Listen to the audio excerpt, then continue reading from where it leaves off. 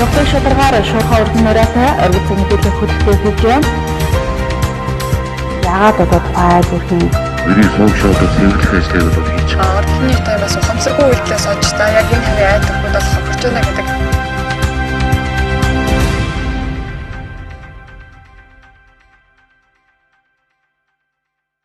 Үзэгч та бүхэнд оройн амар амгалан айлтгая. Эрдэнэ хотод 21 цаг ирсэн байна. Чухлын шударгаар шуурхай ургийн нураатай оргил цаг мэдээллийн хөтөлбөрийн 21 цагийн мэдээ. Энэ өдөр Орхон аймагт болж өнгөрсөн үйл явдлын мэдээллийг хүрэхэд бэлэн болоод байна. Мэдээллийн хөтөлбөрт анхаарлаа хандуулна.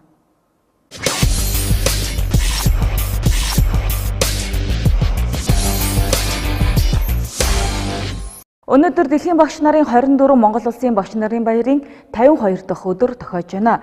За энэхүү өдрийг тохиолдуулан Орхон аймгийн боловсролын салбарт ажиллаж байгаа боловсрол соёл урлагийг түгээн дэлгэрүүлэгч нийт багш ажилчдыг алдаршуулж баярын хурлыг зохион байгуулсан юм а. За баярын хурлаар шагналын хур арин байлаа дэлгэрэнгүйг хүлээн авч үзсэн.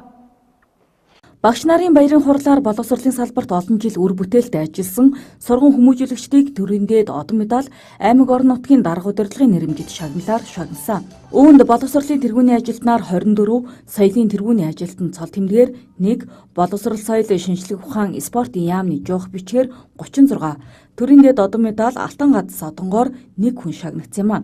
Тодорхойлбол лаборатори 8 сургуулийн бага ангийн багш уран жаргал төрөндөөд алтан гадас одонгоор ингрэмлэлээ. Мөн багшийн нийгмийн бодлогыг хангах чиглэлээр 2017 он засаг бүрийн цахимжаар батлагдсан боловсрол соёл урлагийн салбарын ажилтнуудад дэмжлэг олгох журмын дагуу 37 багш ажилтнанд 18.5 сая төгрөгийн дэмжлэгийг олгосон бол 2018 оны эхний 9 сарын байдлаар боловсрол соёл урлагийн салбарын 51 ажилтнанд 22.4 сая төгрөгийн дэмжлэг олгожээ. Энэ оны 3 дугаар үйл багтаан нэмж 40 орчим багш ажилтныг нийгмийн дэмжлэг хамруулахаар төлөвлөж ажиллаж байна. Мөн 2019 онд улаг яргуур багуудад тус бүр 150 хүүхдийн цэцэрлэг, 16 дугаар сургуулийн урлаг болон спорт заалны барилга, 1-р сургуулийн 928 хүүхдийн багтаамжтай өргөжлийн барилгууд ажилтнанд орно. За төрөндөөд одон медалаар нийт 24 багш ажилтан шагнагдсанаас ерөнхий улс урлын 1-р сургуулийн захирал эмэгтэй багш, Монгол улсын гавьяат багш хэмээх эрхэм цолыг хүртсэн нийт багш ажилтнуудынхаа өмнөөс адуун баяр хүргээх цаашдын ажил амьдралын сайн сайхныг би боловсролын байгууллагт бага ангийн багшаар 33 дахь жилдээ ажиллаж байгаа. Тэгээ өнөөдөр ийм том шагнал авсандаа маш их баяртай байна. Үе үеийн төгсөгчид болон ээж аавуудаа маш их баярлалаа гэж хэлье. Бас үе үеийн ажиллаж исэн алуун газрынхаа хамт олонд бас баярлалаа гэж хэлье. Хүүхдүүдтэй ажиллах чинь ер нь маш гоё штэ. Айгуу цагаан, гэгээлэг би гэлтэж одоо 33 жил ажилласан гэлтэх чинь өөр алуун газарт ажилладаг хүмүүсээс арай л өөр байгаа зүтэй. Энэ цагаалаг юм хөөрхөн ийм хүүхдүүдтэй ажиллахаар гоё байдаг. Би 33 жил ажиллахдаа нэг ч удаа өвдөж ийм чөлөө авч үзээгүй. Ерөөсө тасралтгүй 33 жил ажиллаж байгаа. Яагаад чи энэ хүүхдүүдээс холдох тийм дургүй байдаг.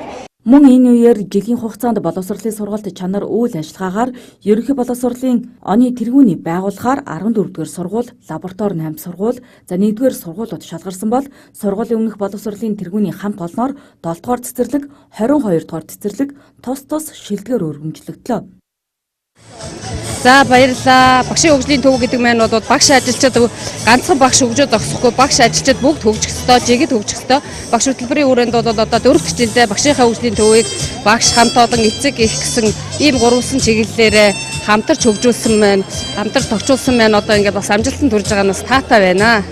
Танаа багшийн хөгжлийн төвд яг гол одоо юун дээр одоо гол чиглэлээ ганцхан багш хөгжихгүй, багш, туслах багш, ажилтан бүгд жигэд хөгжлөх. Тэдний мэдээ ажлын байран дээр мэдлэг боловсруулаад дээшлүүлэхэд нь илүү төлхөө анхаарал сурчаас энэ багшийн хөгжлийн төв арай шилдэг юм уу гэж бодож байна.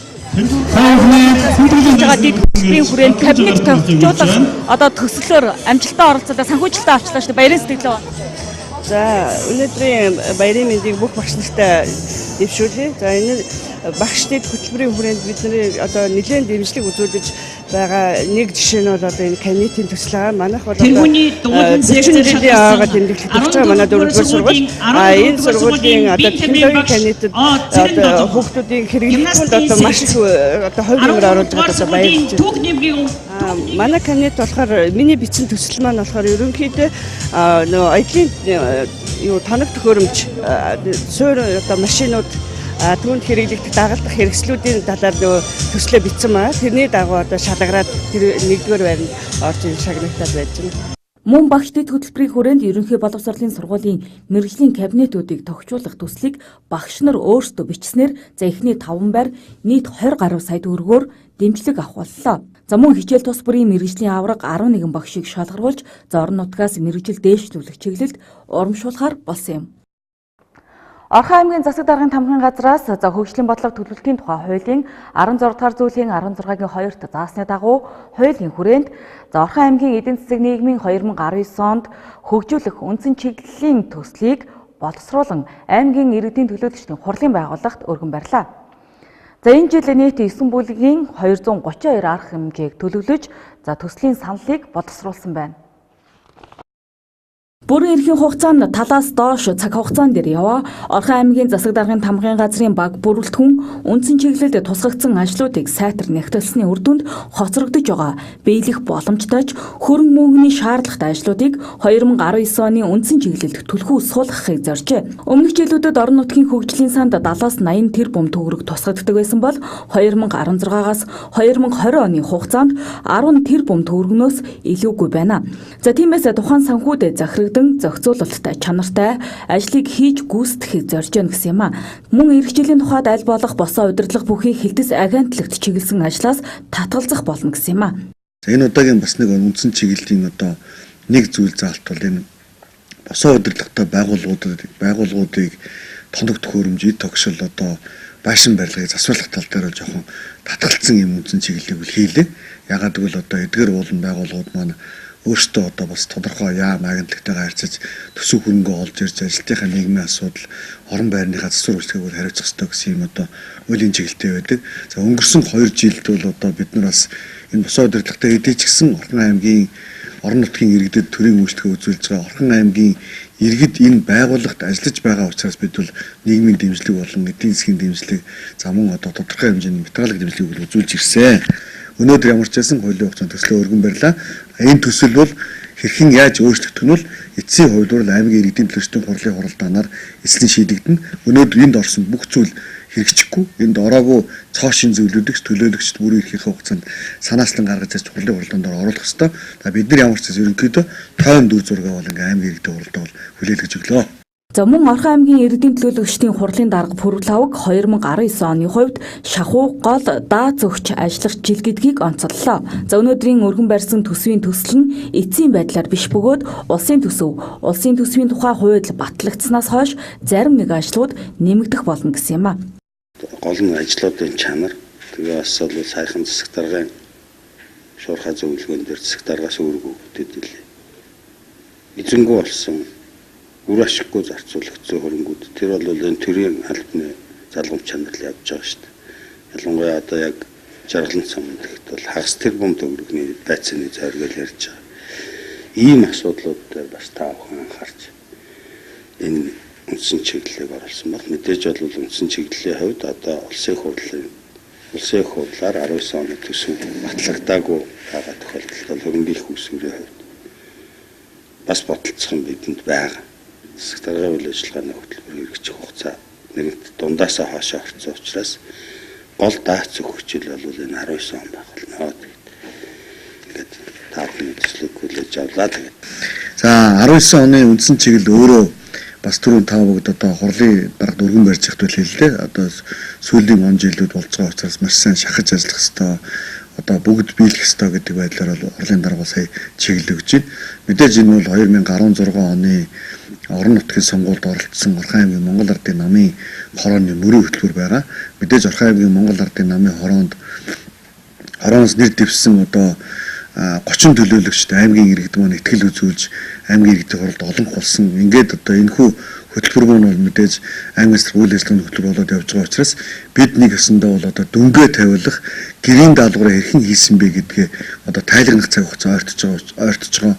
Энэ цаг хугацаанд энэ 19 оны төсөл өргөн барьж байгаагаар онцлогтой байна. Бид мэдээж өнөөдөр Орхон аймаг Монгол улсын эдийн засгийн сэргэлт бол харьцангуй одоо сайн болж байгаа гэдгийг бол олон нийтээр одоо сангийн яамныхан маань мэдээж сайн тайлбарлаж ярьж байна. За сангийн яамны мэдээлж байгаагаар бол Монгол орны эдийн засаг сайжирч байгаа. За саяхан 2 сум 24 багийн иргэдээс 2019 оны хөрөнгө оруулалтаар хийж гүйцэтгэх ажлын санал хүсэлт авахд за 1-р камержуулалт шаардлагатай гэсэн санал эрмэлэгдэжээ. За мөн аюулгүй ажиллагааны төв байгуулах, гадна орчин дахь явхан болон авто замын тогтчлтын ажлууд за иргэдийн ажилгүйдлийг бууруулах, баталгаатай ажлын байр бий болгохыг хүссэн саналууд удаах байранд эрмэлэгдэжээ. Тэгвэл дээрх эрмэлэгдсэн ажлуудаас гадна за аймгийн засаг даргын 2016-аас 2020 оны үйл ажиллагааны мөрийн хөтөлбөрт тусгагдсан 16-аас 18 дэд хөтөлбөр хэрэгжүүлэхээр төлөвлөсний 15 нь өнөөдөр хэрэгжсэн. За цаашдаа энэ төрөнд хэрэгжүүлэх шаардлагатай дэд хөтөлбөрийн нэг нь хашаанда хаус дэд хөтөлбөр буюу за гэр хорооллыг хөгжүүлэх, анхаарах, гэр хорооллыг дэмжих лобби бүлэг байгуулах саналтай байгаа гэдгийг за холбогдох албан тушаалтан мэдэгдэж байна. Цаашдаа бол бид энэ хамгийн эрчимжүүлэх шаардлагатай нэг хөтөлбөр бол энэ хашаанда хаус хөтөлбөр байгаад байгаа.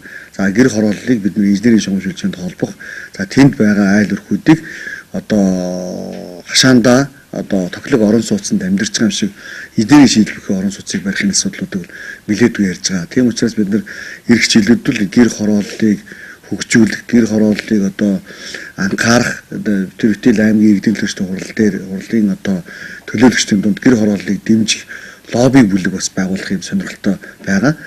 За тухайлбал болцолт уралдаан хэлбэрээр гэр хорооллын тохиолдлыг сайжруулах, орчин нөхцөлийг илүү тав тухтай болгоход анхаарна. Дашрамт дуртахад Орхон аймгийн нийт өрхийн 40 гаруй хувь нь орон сууцнд амьдардаг. Гэвч бүгд хувийн өмч бөгөөд сууц өмчлөгчдийн холбоогоор дамжуулан дээвэр цоож хаалга басаад зэрэг ажлуудыг хариуцсан гүйцэтгүүлэх ёстой байдаг. За гэвч цөөхөн ачааллыг төр нуруунд дээрээ өөрлөсөн 2016-аас 2018 оны хугацаанд зөвхөн орон сууцны засар үйлчилгээнд 6.6 тэрбум төгрөгийн хөрөнгө оруулалтыг хийсэн байдаг байна. Дараагийн мэдээ, за хүний эрүүл мэндийн халдваршгүй байдлын эсрэг гэмт хэрэг зөрчлөөс урьдчилан сэргийлэх арга зам сэдвт хэлэлцүүлэг өнөөдөр Орхон аймагт оллоо. Энэхүү мэдээллийг хүлээн авч үзнэ үү? Цагдаагийн ерөнхий газрын хэрэг бүртгэх албанаас энэ оны 3 дугаар сард хүний эрүүл мэндийн халдшгүй байдлын эсрэг гэмт хэргийн талаарх хэлэлцүүлгийг зохион байгуулсан. Тус хэлэлцүүлэг үр дүн сайтай байсан учраас 10 дугаар сард багтаан бүх аймагуудад зохион байгуулахаар болсон байна. Харин манай аймгийн хувьд сүүлийн 5 жилийн хугацаанд үлдэгдсэн нийт гэмт хэргийн 37.2%-ийг хүний эрүүл мэндийн халдшгүй байдлын эсрэг гэмт хэрэг эзэлжээ. Нэг зөвлөлтөд өнгөрөх биш. Энтэй холбоотой бүх байгууллагууд. За ялангуяа сургуулийн орчин бол хүүхдийн бас хүүхд хэдэн цагийг сургууль дээр өнгөрөөж байгаа байлаа. Тэгэхээр бол бас сургуулийн орчинд хүүхдийн хүмүүжил энэ тал дээр энэ суур хүмүүжил маш чухал байна шүү дээ. Тэгэхээр одоо бол бид нэр хүүхдүүдээс эхлээл өөрийнхөө хүүхдээс эхлээл сэтгэхүйг нь өөрчлөх ийм асуудал дээр анхаарах юм бол бид нар бас энэ гэмт хэргийн асуудал ч гэсэн нэлээд багасах юм байна. Тэгээд энэ дээр энэ завшааныг ашиглаад нэг орхончуудаа бас уриалмаар байна. Иймэрхүү төрлийн гэмт хэрэг. Нэг аюул болцсон тийм ингээ харанг тэлдсэн байхгүй л тэн дээр хүнийг айц төргээд байх юм байхгүй. Ер нь ийм төрлүүдийн гэмт хэрэгүүдийн өсөлт байна. Энэ дээр бас бүх байгууллагууд маань хамтарч ажиллаач гэж хүсмээр. Тус хэлэлцүүлэгт цагдаагийн байгууллага болоод онцгой байдлын газар, багуудын төлөөлөл, жирийн иргэд 24 цагийн үйлчилгээ үзүүлдэг газруудын удирдлагууд оролцсноос гадна сурагчид хүртэл оролцсон илтгэл тавьж байгаа нь төрийн болон хувийн байгууллага, иргэд хоорондын уялдаа холбоо, хамтын ажиллагааг сайжруулах, гэмт хэрэгээс урьдчилан сэргийлэх ач холбогдолтойг албаны хүмүүс ярьж байлаа. Гэмт хэрэг дандаа үйлдэгддэг, ихээр үйлдэгддэг. За 3 аж ахуйн нэгж. За жишээлбэл бол шүүгүр, тайгер, казино гэсэн барны хүмүүс өдөрт хаалмжуулалт захирлууд нэрсэн бас энэ хэлцүүлэгт илтгэлээд бас тавьж байгаа. Тэгэхээр дан ганц цагдаагийн байгууллага шиг одоо цаад аж ахуйн нэгжүүд маань энэ дээр бас анхаарлаа хандуулах цаг болжээ. Энэ гэмтрийг гарахгүй байх, бид нэр өөрсдөө хамтын ажиллагаа сайжруулах юм энэ гэмтрийг гарахгүй байх боломжтой юм гэдгийг л эндээс бас одоо эндээс гарсан хэлцүүлэг юм сан санаачлалыг цагдаагийн байгууллагаас тодорхой үе шаттайгаар хэрэгжүүлнэ. Өнгөрсөн онд манай аймагт энэ төрлийн гэмт хэрэг 36.7%-аар өссөн бол энэ он гарснаас хойш харьцангуй буурсан үзүүлэлттэй байгаа. Энэ нь камержуулалтын ажил хийгдсэнтэй холбоотой юм байна. Манай бүрэн бүс төвийн хэмжээ нь бол гэмт хэргийн гаралт бууралтай явж байгаа. Энэ ягаад ингэсээр одоо иргэд одоо хөршийн холбоо сайжирсныг мөн одоо Орхон аймгийн хэмжээнд манай баг дангаараа 13 ширхэг камержуулсан ажил явуулж байгаа. аймгийн захиргаанаас шийдэж одоо камерчус ажил явуулж байгаа. Энэ бол одоо гэмт хэрэг бууралтанд бол маш их нөлөөлж байгаа. Тэгээд багийн ажлын албатай одоо хамтарч годамж талбайгаар эргүү шалгалт хийснээр мөн одоо энэ годамж талбайд гарах гэмт хэрэг буурах нөлөөлөлт одоо их аш холбогдол өгж байгаа болоо гэж цагдаагийн байгууллагаас үзэж байгаа. Зохион байгуулагчдын зүгээс хүний эрүүл мэндийн халдшгүй байдлын эсрэг гэмт хэрэгээс урьдчилан сэргийлэх арга зам хэлэлцүүлгийг зохион байгуулснаар энэ төрлийн гэмт хэрэг багасах, ялангуяа өсөлттэй байгаа гэмт хэрэгүүдийг бууруулахад онцгой ач холбогдолтой гэж үзэж байгаа юм байна. Орхон аймгийн хот орчуулах газрын үйлчлэлтийн бэлтгэл ажил 80% үргэлжилж байна. За одоогоор техникийн бэлэн байдлаа бүрэн хангасан гэдгийг хот орчуулах газраас мэдээлж байна.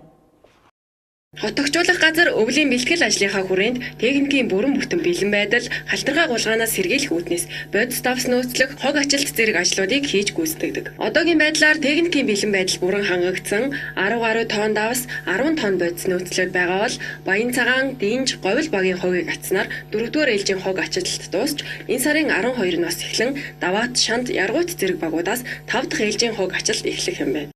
Дараагийн асуудал нь болохоор халтаргаа гулгаагаас урьдчилан сэргийлэх зорилгоор манайх давс бодис нөөцлөх хэвээр. Одоогийн байдлаар бид 13 тонн давс, 10 тонн бас бодис байгаа. Энэ бол одоо 2 удаагийн ээлжийн засаг үйл өнгөрөх хэмжээний бодис байгаа.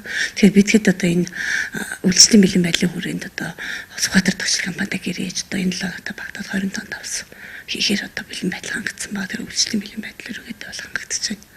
Мөн хот тогтчлтын талаарх иргэдийн санал гомдлын ихэнх нь гэр хорооллын хог ачилттай холбоотой байдаг байна. Үүнийг шийдвэрлэх зорилгоор энэ онд аймгаас хог хаягдлын менежментийг боловсронгуй болгох зорилгоор хэд хэдэн ажлуудыг хийжээ. 2018 онд орон нутгийн хөрөнгө оруулалтаар 524 сая төгрөгөөр 2 хавааныг трактор авсан ба энэ маань нэг бариад явсан. Үүний хүрээнд бид нар одоо гэр хорооллын хог ачилтыг 45-аас 60 оны хооронд арчдаг байсан бол одоогийн байдлаар 30 тоногтод дуусч байна. Тэгээ цаашдаа бидний зорилго бол одоо гэр хороолт бол сар тутам хог ажилтж байгаа хэрэгт хийгдэж байгаа.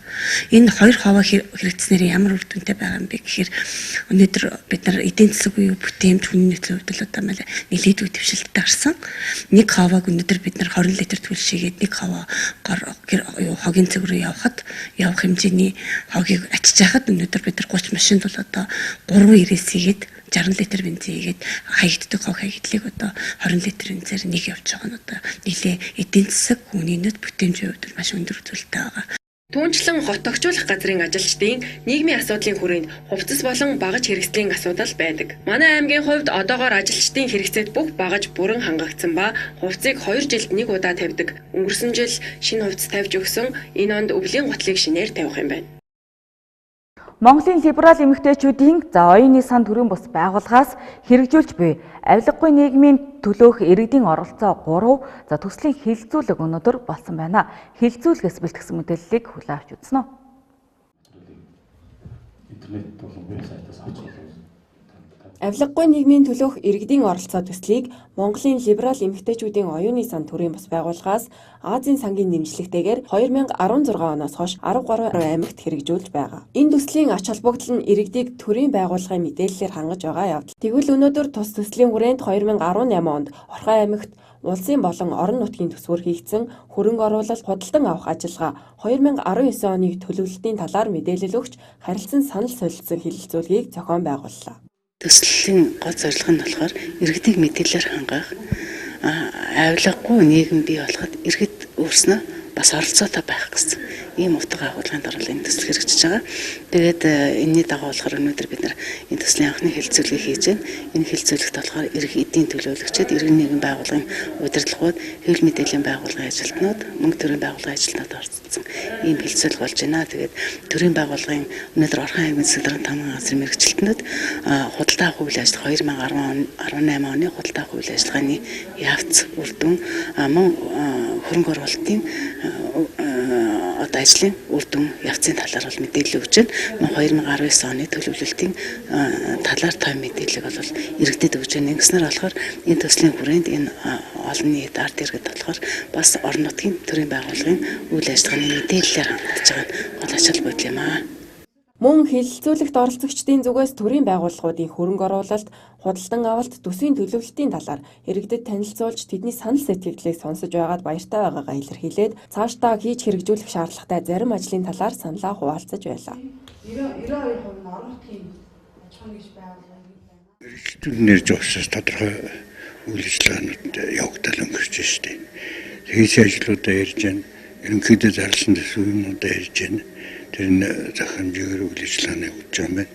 Зүгээр шууд гэрээ байгуулсан ажлаар нь сонирхсан. Тэр нь бол ганцхан гүйцэтгэгчдэр гэдэм байна. Тэгээ тийм учраас тэнцээш нөгөө тендер зарлах юм боломж олддог юм байна. Тэгээд 3 дугаарт болохоор ер нь одоо энэ ялангуяа энэ гэр хорооллын айлуудын тэр үер усны годамжны тэр үер ус одоо тогтцсон тэр юунуудад одоо хайрга хийгч байдаг юм уу? Тийм бодиттой нөгөө иргэдэд нэг таатай тэр амьдрах орчинд нь таатай тэр нөхцөлийг бүрдүүлсэн тийм одоо хөрөнгө оруулалтууд хийгдээсэ гэсэн л байр сууриас харж одоо өөрийнхөө санаа бодлыг хэлээдэ гэж оролцож байна. Интернет болон веб сайтаас авч болох. Оргил цаг мэдээллийн хөтөлбөр харилцагч байгууллагуудаас ирүүлсэн бизнес мэдээгээр үргэлжлүүлж байна.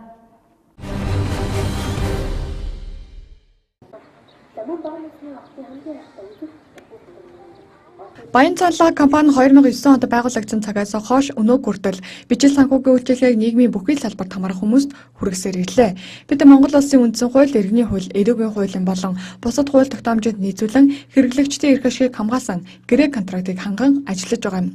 Үнд эдлийн үнэлгээг одоо мөрдөгдөж буй зах зээлийн хажнаас хавьгүй өндрөөр үнэлж өгдөг бөгөөд зээлийн хүүг хамгийн уян хатан нөхцлөөр буюу хэрэглэн хугацаагаар нь бодож тооцдог. Мөн үйлчлүүлсэн өдрөөс хойш 90-100 хоногийн хугацаанд зээлдэгчийн лац бүхий үнд эдлийг хадгаж өгдөг бөгөөд 100 хоноод ирсэн ч ямар ч алдан бодохгүй. Бичил санхүүгийн үйлчилгээнд зээл хүсэх, зээл олгох ажиллагаанаас гадна үйлчлүүлэгчийн нууцыг хуульд заасны дагуу хамгаалах, барьцааны эд зүйлсийг тусгай зориултын өрөө тасалгаанд, зориултын сэб савнд өндөр харуулт хамгаалтанд дор хадгалдаг юм. Баянцаалаа компани хэрэглэгч үйлчлүүлэгч рүүгээ чиглэл төрөл бүрийн судлаад олон урамшуулалт үйлчилгээнүүдийг байнга идэвхтэйгээр зохион байгуулдаг бөгөөд 2009-оос 2018 оны хооронд 33 саятан тодруулсан байна. Үүнээс 15 үйлчлүүлэгчээ гадаадад 20 үйлчлүүлэгчээ Монголын үзэсгэлэнт газруудаар аялуулсан. 220 өндөр наснд цагаан сарын 5-гийн иж бүрдэл 5 азтай өндөр наснд ууцны хонь бэлгэлсэн байна. Мөн жил бүрийн 6 сарын 1-нд их хүрсийн баярт зориулан ээжтэй бие хартай эсэ бичлэгийн уралдаанд зарлаж эхний 5 байр эзэлсэн хүүхдүүдийг өргөмжлөл мөнгөн шагнал уралдаанд оролцсон бүх хүүхдийг компани зүгээс шагнаж урамшуулдаг юм.